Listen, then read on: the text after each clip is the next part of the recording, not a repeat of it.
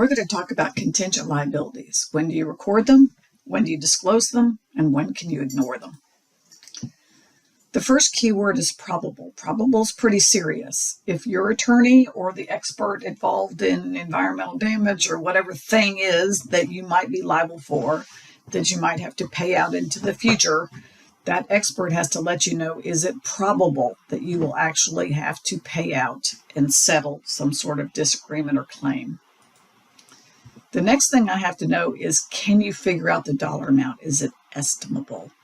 So often early in the process, you can tell that a bad thing happened, that there's been a claim against you, there's been a spill, whatever it is. You know that they will be able to prevail against you and you will be obligated to make payments, but you just don't know the dollar amount. You don't know how many people were affected. You don't know how serious it was. You don't know how much the soil is contaminated. Whatever the issue is, it's just too early in the process to be able to give a range of what the damage might be.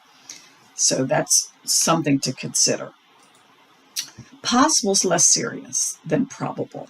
So if it's possible, that's sort of the middle place to be. Probable is more serious and has a higher duty to explain things. And then there's remote. Remote is light and fluffy, and it just doesn't look like anything's going to happen from it. Just because somebody has asserted a claim against you doesn't mean that you're likely to have to do anything about it.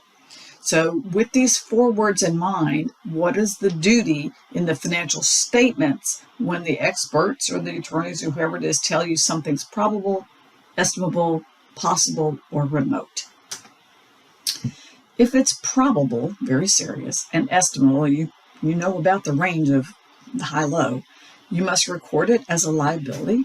So it could be environmental damage payable, it could be legal liability, legal payable, something like that, and then of course the expense. So it could be environmental damage expense, legal expense, whatever the claim is against you, you would have an adjective to go with that, both in the liability and the expense area.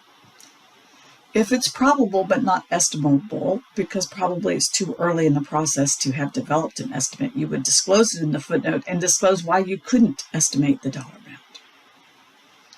If it's possible, so not as serious as probable, but possible, you would disclose that in the footnotes. If it's remote, remotely likely, remotely possible, the attorney says that damage is remote. If remote's the key word, if you see that, you have no duty to report it, to record it, to put it in the footnotes. You can if you like, but you're not barred from doing so, but you don't have to do anything with it. Contingent gains are never recorded or disclosed prior to occurring. Why do we do contingent liabilities? Because of the principle of conservatism. We want to always, if there's some gray area and we're not sure, we record the least amount of profit in the lowest level of assets so that we don't exaggerate, even accidentally.